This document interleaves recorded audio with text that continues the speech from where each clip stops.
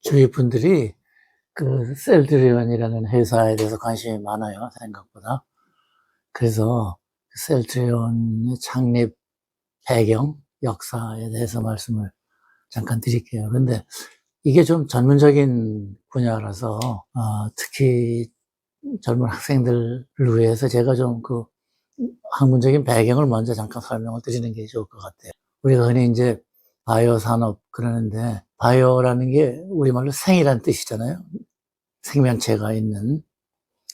바이오 산업 그러면 생명체가 있는 모든 거죠. 뭐 식물, 동물, 미생물을 이용해서 인간에게 필요한 물건을 만든다든지, 이제 또 특히 중요한 거는 질병을 진단하고 치료하고 하는 문제. 근데 그게 특히 모든 과학은 특히 그렇지만 그게 다 우리 선배들이 오랫동안 연구하고 분석하고 발전시켜 나온 결과로 우리가 이렇게 할 수 있는 거거든요. 그래서 제가 바이오 산업이 있기까지 지난 1세기 동안 제일 중요했던 발전, 그걸 잠깐 말씀을 드리는 게 좋을 것 같아요. 그러면 나중에 이해가 좀 쉬워져요.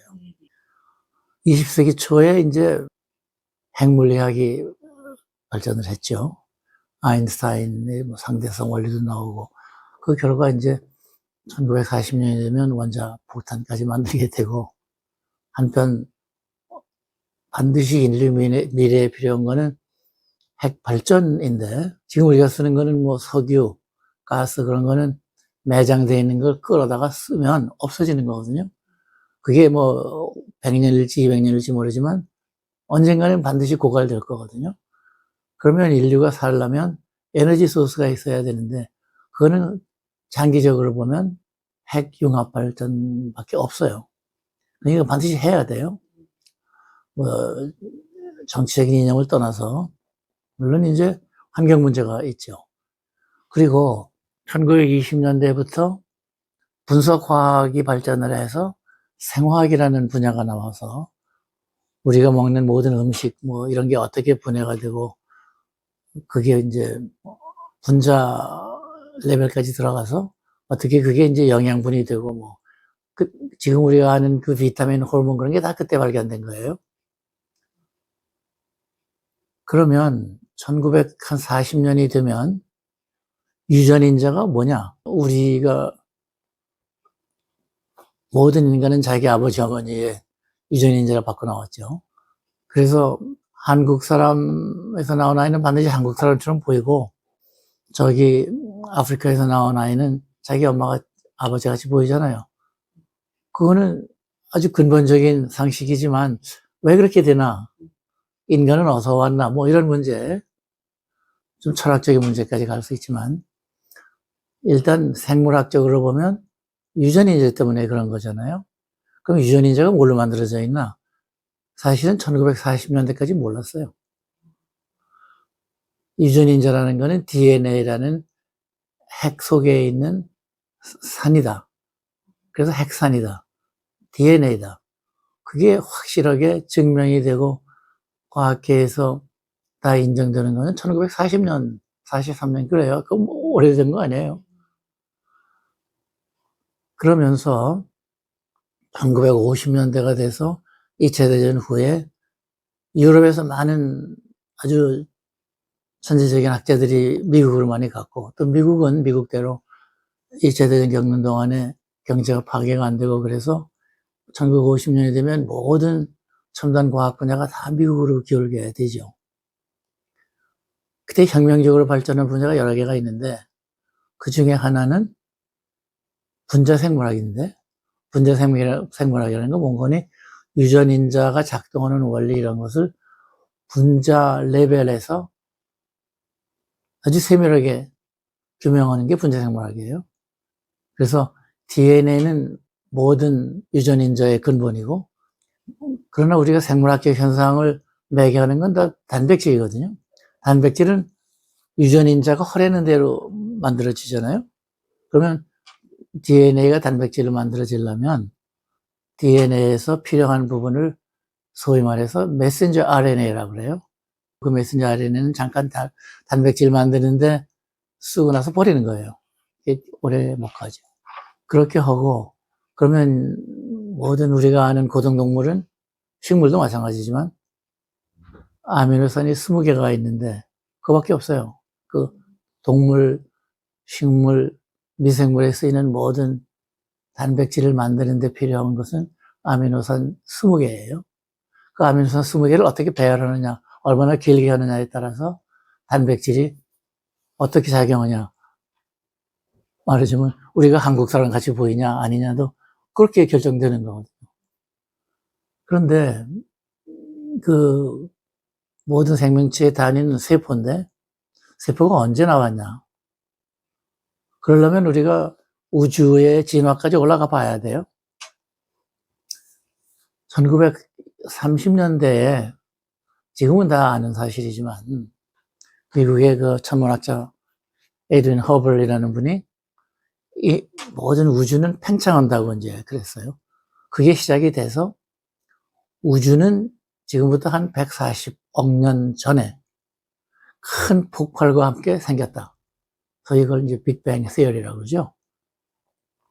처음에는 사람들이 그건 믿을 수가 없다. 어떻게 우주가 뭐 생겼다가 자랐다가 없어졌다가 그랬는데 그 이후에 100년 동안 과학자들이 쭉 연구해보고 테스트해보고 해봐도 다른 모델이 없었어요.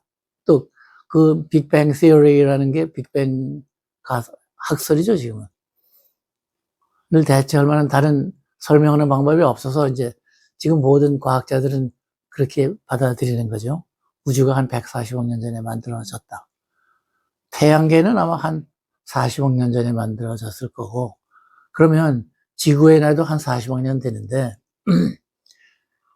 그동안에 없던 생명체가 생기고, 인간까지 됐단 말이죠. 아마 한 30억 년 전에 뭐, 처음으로 미생물이 생겼겠죠. 생명의 근원은 자기를 복제하는 거잖아요. 자기를 복제해서 그 2세대, 3세대가 생기지 않으면 생물이 아니죠. 또 모든 생물은 그래야 되죠. 제일 작은 생명체는 바이러스인데, 바이러스부터 미생물은 이제 단세포 생물이에요. 세포가 하나예요. 그게 세포가 모여서 복잡한 생명체가 되면 이제 그게 다세포 생물이 되는데, 그게 처음에는 아마 식물이었겠죠, 뭐. 그러면 이제 미생물 세계를 벗어나서 식물 세계. 또 그게 언젠가는 동물 세포로 발전을 해서 새 동물 세포가 모여서 동물이 되고 이제 그러면서 지금 학자들이 생각하는 거는 200만 내지는 400만 년 전에 인류의 조상인 직립 포유동물이 나왔을 거다. 현대 소위 우리가 호모사피엔스라고 하는 창조적인 인간은 한 20만 년 전에 현재의 모습으로 나타났을 거다. 이렇게 보거든요. 그렇게 해서 아시지만 우리 인간은 수조 개의 세포가 모여서 생겼는데 그게 다 부모 양쪽에서 반식받은 DNA가 모여서 처음에 세포가 딱 하나였죠. 난자가 정자하고 합하면 수정란이 되고 그게 엄마의 몸에서 세포 하나가 둘이 되고 넷이 되고 8개가 이렇게 퍼져나가잖아요. 그러다가 조금 있다가 이제 분화가 돼요. 어떤 세포는 자라서 뇌가 되고 어떤 세포는 자라서 뭐 간이 되고 하는 과정이 이제 세포 분화인데 그것도 사실은 DNA에 써 있는 대로 하는 거예요. 그래서 우리가 이제 개체가 돼서 탄생을 하고 자라서 성인이 되고 성인이 나이가 들면 노년이 돼서 없어지죠. 그러는 과정에 여러 가지 이제 병이 생기는데 제일 흔한 거는 전염병이에요. 전염병은 미생물한테 생기는 거죠. 예를 들어서 폐결핵. 그러면 폐결핵균이 우리 몸에 들어가서 우리 몸을 폐에 들어가서 폐를 점령해 갖고 변이게 되는 거고 또 우리가 아는 예를 들어서 코로나 바이러스다. 코로나는 이게 바이러스인데 바이러스라는 거는 세포가 없어요. 바이러스는 그냥 유전인자 덩어리인데, 어떤 바이러스는 DNA로 돼 있어요. 말하자면 이제 B형 간염 바이러스 같이. 근데 그 DNA 바이러스는 좀 변하는 속도가 작고, RNA 바이러스는 빨리빨리 변해요. 코로나 바이러스는 RNA 바이러스예요. 그래서 거기에 대해서 백신 만드는 게 그렇게 어려워요. 이제 그런데 다세포 생물, 특히 인간은 암이라는 게 있어요. 우리가 지난 100년 동안 항생제, 백신, 그다음에 위생 이런 게 발전하면서 전염병은 자꾸 없어져 가는데 또 백신으로 이제 예방을 하는데 암은 아직 그럴 수가 없죠. 암은 뭔거니? 자기 몸에 있는 세포가 돌연변이 때문에 자라지 않아야 될 때서 자라는 게 암이거든요. 그럼 돌연변이가 뭐냐? 돌연변이를 막을 수 없다. 돌연변이는 사실 뭔거니? 아까 말한 대로 세포가 하나가 둘이 되고 둘이 넷이 되고 할 때 반드시 복제를 해야 되죠. 그 DNA가 그대로 복제가 돼야 되는데 인간의 경우에는 그 DNA가 알파벳처럼 A, T, G, C라는 4개 글자로 되어 있는데 그게 30억 개가 붙어 있는 거예요. 그게 우리가 왜 염색체라고 그러죠. 염색체가 23쌍이 있는데 23쌍인데 반은 엄마한테 오고 반은 아버지한테 오죠. 그리고 X냐 XY냐에 따라서 여성이냐 남성이냐가 되죠. 그러면 세포가 분열할 때마다 그게 그대로 복제가 돼야 되는데 복제한다는 게 그것도 효소가 하는 거예요. 우리가 글자를 받았을 때와 마찬가지로 물리적으로 뭐를 복제하려면 어딘가에서는 오류가 생기죠. 보통 사람들은 뭐 어떻게 얘기하는 거니? 글자를 그대로 복제하는데 100만 개 중에 하나가 틀릴 것 같다. 예를 들어서 A라는 걸 그대로 베껴야 되는데 A가 예를 들어서 G가 됐다. 그러면은 이쪽에 G로 되어 있는 거는 DNA가 G로 될 거 아니에요. 원래보다 다르잖아요. 근데 그건 피할 수가 없어요, 물리적으로. 그게 돌연변이에요. 그래서 보통 돌연변이는 다 없어지죠, 저절로. 그런데 그 중에 돌연변이의 결과가 세포에 분열하고 관계가 되어 있을 때, 그게 남아있으면, 그게 암이 될 가능성이 많은 거죠. 그게 반드시 암이 되는 건 아니고. 그게 그렇게 오류가 생기면 대개 세포가 죽겠죠. 그런데 세포가 죽지 않고 살아남아서 계속해서 분열할 수 있는 그런 기능을 갖게 되는 게 우리가 소위 말하는 돌연변이고 암이에요. 그런데 암이 생기면 그 암세포의 대개의 경우에 암세포의 경우에 지금까지 없던 단백질이 하나 나타나요. 그거를 면역 기능이 보고 없애는 게 우리가 저절로 우리 몸에 생기는 암세포를 없애는 방법이에요. 나중에 그게 이제 1960년대 제가 처음 대학교에서 연구를 시작할 때 암세포가 어떻게 생기나 그거는 지금 말한 것처럼 DNA가 돌연변이가 돼서 그 중에 일부가 컨트롤할 수 없게 자꾸 세포가 분열하는 것이 암이다. 그런 생각을 일반적으로 받아들이는 게 한 1970년쯤이에요. 그 전에 없었어요. 그러니까 그 전에는 방사성 물질이나 엑스레이가 그 중에 하나인데 우리가 노출됐을 때 그걸로 인해서 암이 생긴다. 그렇게 생각했지만 그게 돌연변이를 유발하기 때문에 그렇다는 생각을 못했고 염색체가 23쌍인데 하나에서 잘못돼도 이쪽도 하나 있잖아요. 그러니까 대개경우에 모르고 그냥 넘어가는 거죠. 근데 그러니까 이제 유전적으로 뭘 하나 잘못하고 났으면 이쪽 하나만 없어지면 이게 드러나니까 그런 게 소위 우리가 말하는 가족력이 있는 사람들이 갖고 있는 타고난 돌연변이죠. 그러면 그런 사람들은 암으로 갈 확률이 2배쯤 되죠. 그렇죠? 어떤 데는 전혀 없는 것 같아요.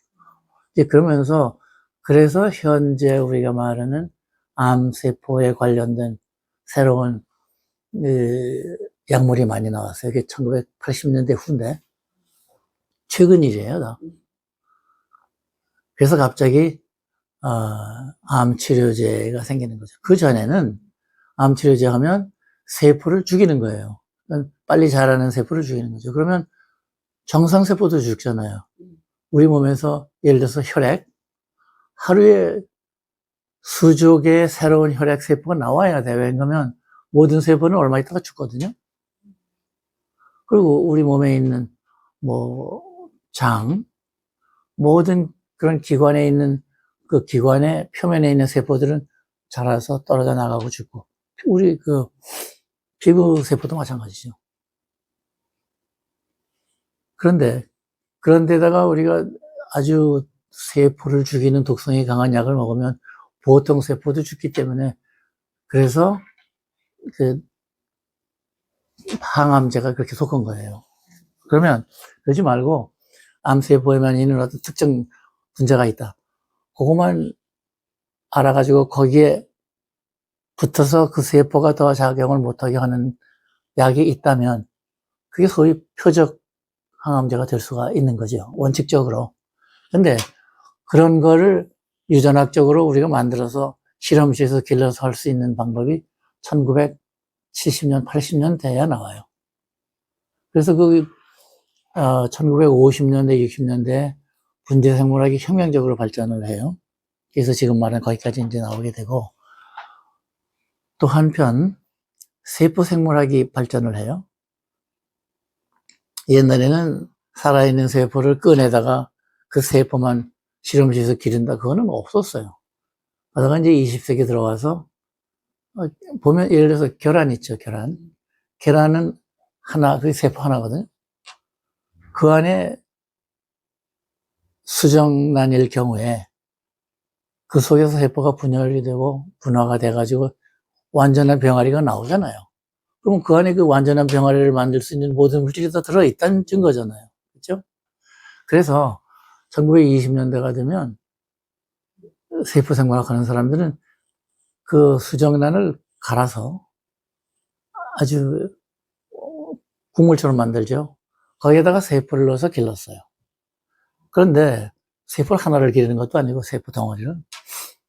그게 자꾸 발전을 해서 1950년대가 되면 세포 하나를 실험실에서 그런 그 동물로 이렇게 갈아서 만든 게 아니고, 아미노산이 꼭 필요하니까 아미노산, 비타민, 광물질 이런 거를 정확하게 달아서 넣고 거기에서 세포를 기르는데, 그게 발전을 하면 60년대가 되면 단세포를 길러서 거기에서 클론을 만드는 방법을 발견하게 돼요.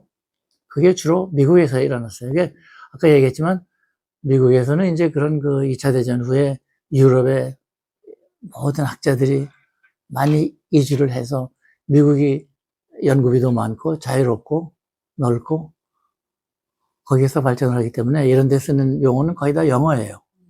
그건 그래서 그래요. 맨 처음에 핵물리라든지 생화학 할 때는 독일어가 많이 있었는데 히틀러 때문에 모든 게 다 영어로 바뀌었죠. 그 정치하는 게 그렇게 중요한 거예요. 그런데 제가 대학원 들어간 게 이제 1964년에 들어가는데, 그때가 되면 인간세포 중에 간세포, 또는 면역세포, 피부세포, 이런 것을 따로 꺼내서 단세포에서 시작해서 세포를 배양할 수 있는 기술이 확립이 돼요. 그게 있어야만 지금 우리가 말하는 바이오텍이 되는 거예요. 그리고 또 하나, 2차 대전 후인데 혁명적으로 발전하는 게 면역학이에요. 그때까지는 백신을 집어넣으면 면역력이 생겨서 예방이 된다, 그런 거 알고, 그럴 때 혈청 속에 뭐가 있다, 그런 건 알지만 그 속에 항체라는 게 있는데, 그 항체가 어떻게 생겼고 어떻게 해서 그 항체가, 우리가 보면 수많은 미생물이 들어가면 거기에 대해서 꼭 만들거든요. 그러면 DNA가 아무리 크더라도 그 수십만 가지 항체를 만들 수 있는 유전인자가 있을 리는 없단 말이에요. 왜냐면 그 전에 한 번도 못 본 건데. 그런 거를 과학적으로 증명하기 위해서 연구하고 하는 게 현재 면역학인데, 그 항체가 어떻게 생겼다, 그게 사실은 이게 Y자처럼 생겼어요. 그리고 어떻게 해서 그 항체가 수십만 가지 새로운 항원이라고 하죠. 한 번도 보지도 못한 거에 대해서 우리가 면역학적으로 반응할 수 있냐. 그런 거가 근본적으로 해결된 게 1960년, 70년대예요. 얼마 안 됐어요.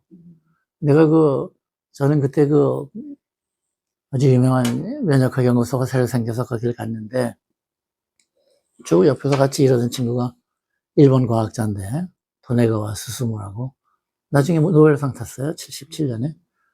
그 친구는 어떻게 해서 그렇게 많은 항체를 만들 수 있는 유전자가 어디서 나오냐 하는 걸 연구했어요. 그리고 그 연구소 소장하던 분은 닐스 예너라고 덴마크 분인데, 그 양반은 어떻게 해서 그렇게 많은 항체를 한 개체가 만들 수 있고 그걸 어떻게 컨트롤하냐. 왜냐면 너무 많은 항체를 다 만들면 다른 세포는 꼼짝 못할 거 아니에요. 그것만 만들고. 그러니까 그게 다 연결이 돼서 요만큼 만들고 쓰고 이래야 되거든요. 그런 문제. 그런 걸 연구하다가 제 분야에는 어떤 걸 했는 거니, 그때 세포를 서로 붙여서 바이러스를 써가지고 융합을 해서 두 가지 세포가 하나를 되면 거기에서 그 전에 없던 단백질도 만들고 그래요. 그렇게 하면서 세포 융합을 이제 실험실에서 쓰는데, 그 세포 융합이 일본 학자가 발견을 했어요. 60년대 초에. 60년대 말이 되면 여러 나라에서 그걸 가지고 연구를 하는데, 그때 아르헨티나에서 온 학자가 밀스탄이라는 분이 있고, 또 제 연구실 옆에 있던 독일 젊은 학자인데 코올러라고, 그 두 사람이 옥스포드에서 실험을 하다가 동물의 항체를 만드는 기관, 스플린이라는 게 있어요. 스플린. 면역 세포에는 두 가지가 있어요. B셀이라는 게 있고 T셀이라는 게 있는데, B셀하고 T셀이 협력을 해야 항체가 만들어지는데, B셀에서 만들어져요. 그러면 그 B셀하고 다른 암세포를 융합을 시켰더니 그 세포가 계속해서 자라면서 그 항체를 대량으로 생산하는 거를 이제 그런 방법을 발견을 했어요. 그게 70년대 중반인데, 그 양반들도 노벨상 탔죠. 그렇게 되니까 이제 분자생물학, 그게 이제 분자유전학으로 넘어가는데, 분자유전학, 세포생물학, 면역학, 그 세 개가 한꺼번에 혁명적으로 발전을 하면서 1970년이 되면 그 전에 우리가 할 수 있던 여러 가지 새로운疾병이 확 열리게 돼요. 그래서 바이오텍이 탄생을 하는 거예요. 이제 다시 얘기해 봅시다. 우리가 당뇨병 그러면 이제 제1형 당뇨병, 제2형 당뇨병 그러는데, 제1형은 인슐린을 못 만들어서 생기는 거예요. 인슐린 부족이 생겨서. 그러면 그게 왜 생기냐? 저도 그쪽 분야에 조금 관여를 했는데, 일종의 자가 면역 질환에 의해서 멀쩡했던 자기 췌장이 갑자기 침략을 당해서, 말하자면 자기 속에 있는 면역 기능이 그 췌장 속에 있는 인슐린 만드는 조그만 기관이 있는데 그거를 공격을 해요. 그러면 인슐린이 못 만들어지죠. 인슐린이 충분히 만들어져야 되는데 못 만들어지면 우리가 음식을 먹고 혈 속에 당이 올라가도 그걸 세포가 꺼낼 수가 없어요. 그게 인슐린이 하는 일인데. 그래서 인슐린이 있으면 당뇨병을 매일 주사를 하지만 고칠 수가 있는 거죠. 그것도 인슐린이라는 게 발견된 건 얼마 안 됐어요. 1920년대 카나다에 있는 젊은 대학원 학생하고 교수하고 둘이 발견한 거예요.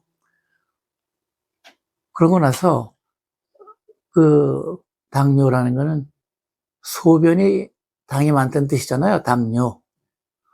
당뇨병이 있는 사람의 소변은 개가 가서 자꾸 먹는 거를 발견하고, 거기 보니까 당뇨병 환자는 당을 많이 배출한다.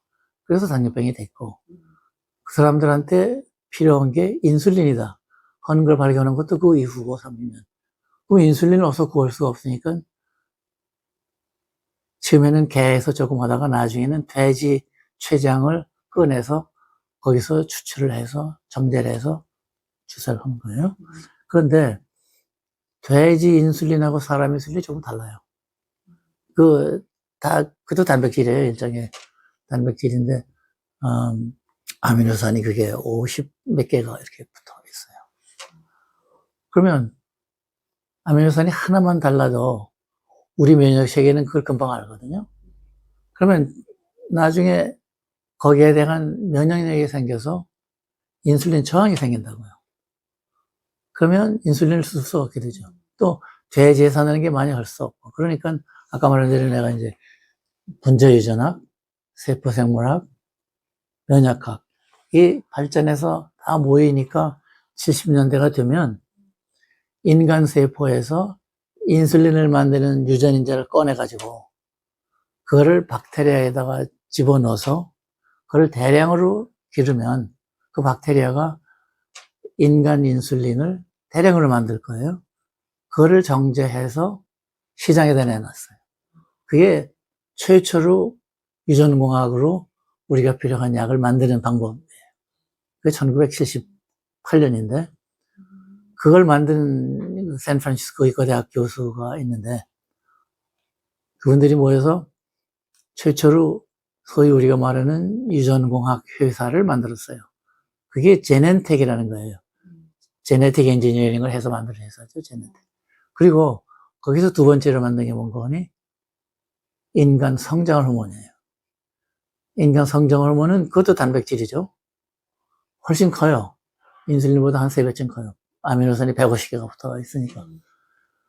그거는 사람 손으로 만들 수 없는 게 원래 크고, 이렇게 정확하게 꽤 맞춰야 되는데, 그거는 그때, 현재도 그렇지만, 그때 기술로는 못 만들고, 그래서 인간 DNA에서 인슐린 지인을 빼서, 그걸 다시 대장균에다가 집어넣고, 그럴 때 이제 박테리아에서만 있는 바이러스가 있어요.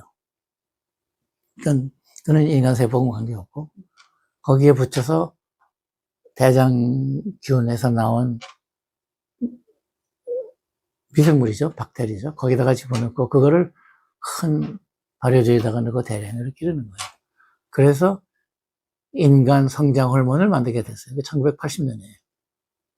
지금은 외소증이라는 게 있는데, 선천적으로 성장 호르몬을 못 만들기 때문에 성장 못하는 사람들, 그게 흔하진 않지만 있죠. 그 사람들은 성장 호르몬 밖에는 치료하는 방법이 없죠. 그래서 그 회사가 그걸 가지고 사업을 시작을 해서 제네틱 인슐린은 뭐 세계적으로 굉장히 많죠. 그 수요가. 그렇게 해서 이제 제네틱 엔지니어링이 시작이 됐어요. 그러니까 여러 사람들이 갑자기 그런 그 기초 생물학을 이용해서 인간한테 유용한 약품을 만들 수가 있다는 걸 알게 되니까 회사가 생겨요. 그래서 1980년에 제넨텍 다음에 암젠, 카이론 뭐 이런 아주 유명한 회사들이 몇 개 생겼고, 그때 세계적으로 우리도 그런 그 유전공학 쪽에 빠지면 안 되겠다. 그런 운동이 일어나서 한국에서도 유전공학 육성법을 만들어요. 1982년에 그게 그때 조원규 선생하고 이상희 국회의원 두 분이 아마 주동이 됐을 거예요. 그때 한국에 그런 운동이 있어서 우리가 불려와서 학자들이 몇 사람 한국하고 의논을 해서 그 결과 만들어진 게 유진텍이라는 회사예요. 그러니까 그게 세계적으로 어떤 붐이, 지금은 IT 뭐 그래서 무슨 뭐 인공지능 그렇게 하지만 그때 아주 완전히 새로운 분야거든요. 다행히 한국이 그래도 좀 늦었지만 그때부터 한 발 뛰었어요.